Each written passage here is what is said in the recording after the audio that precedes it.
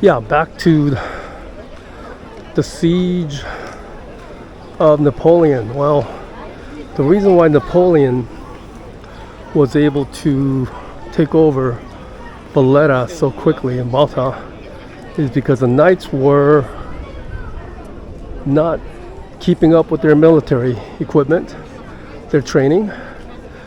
They took a vow of chastity, poverty, but they were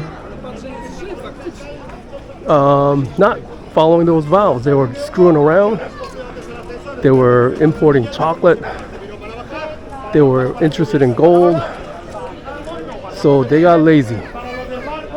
That's why Napoleon was able to take over Valletta in 6 days.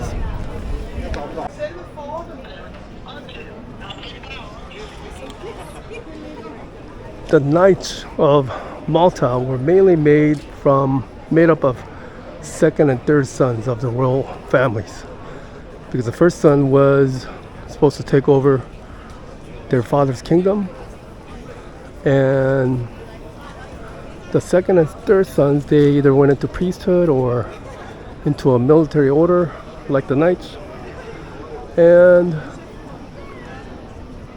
when they elect a Grand Master, they try to elect a Grand Master sometimes based on age. They don't want the Grand Master to reign over them too long, so sometimes they elect the older one. These days, the Grand Masters, they are only serving for 10 years.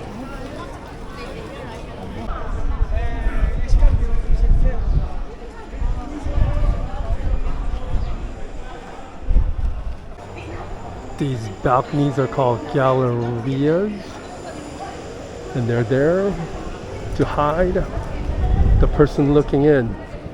It was imported from the Muslim community because the women there couldn't show their face to the world.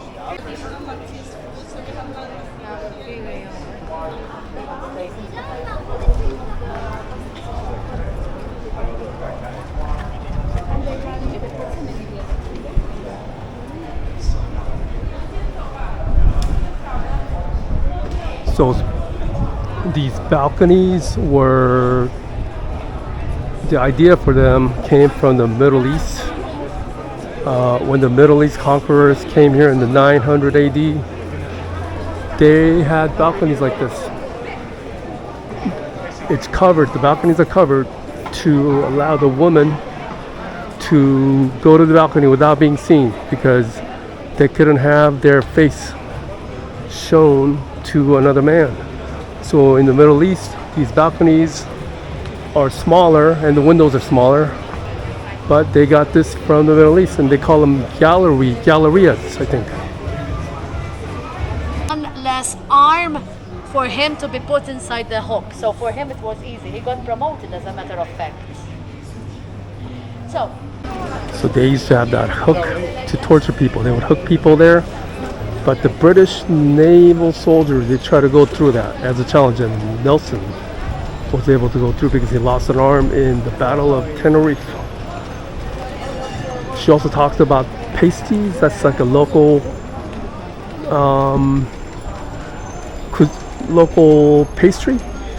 Basically, they would have cheese stuffed inside of flaky bread. I think I had it the other day. They would have like cheese or different stuffings inside this flaky bread. And talking about under British rule, when Malta was taken over by Napoleon, it only stayed under French rule for a very short time, and then British took over. The Knights of St. John tried to come back, but Maltese, they liked the life under British rule better than with the Knights of St. John. So this street has lots of restaurants and bars. She talked about Maltese soft drink, Kinney. It's kind of bitter, and she said you could mix it with alcohol. you would know that it's made here also because the coffee pots there that were very fashionable in let's say 16th, 17th, 18th century, the spout It resembles a dolphin.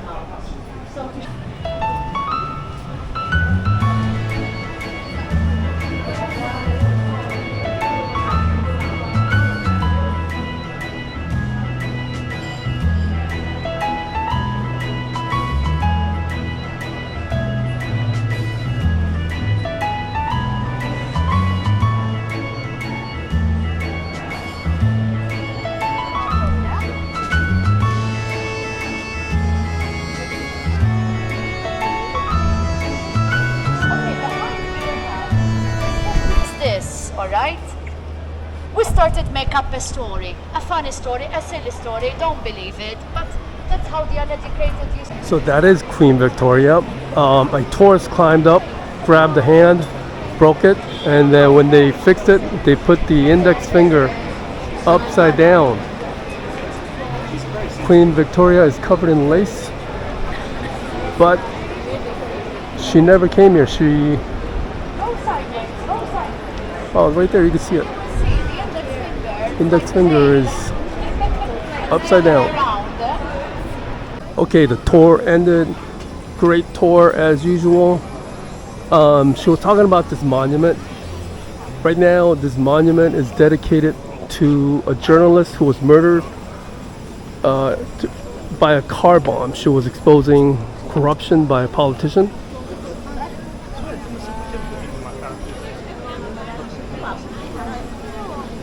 Daphne Galizia. So there was a politician that was having an affair with another politician. She exposed that, and then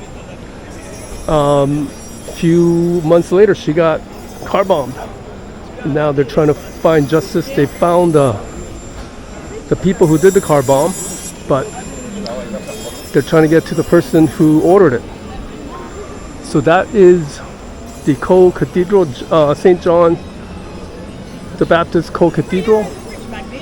I did not know this, but the whole inside is covered in gold. Gold imported from Mexico. And it's called the co-cathedral because it's got to share the cathedral with the one in I don't know how to pronounce this. Medina, I think. That's what's called the co-cathedral. She gave a few good information, like I was planning to go to Gozo and to the Gigantia.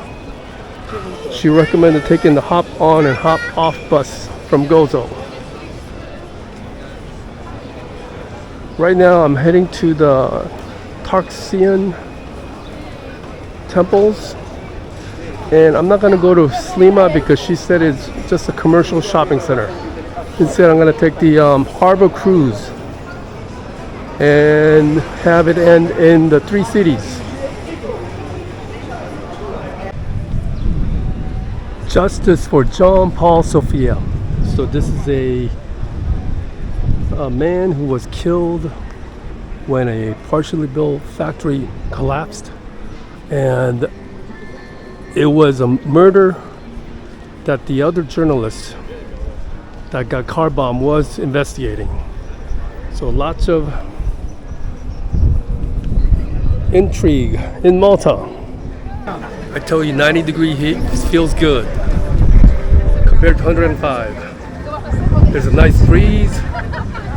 I'm in the sun, but it's not that bad. 90 degrees, 93 degrees is pretty good.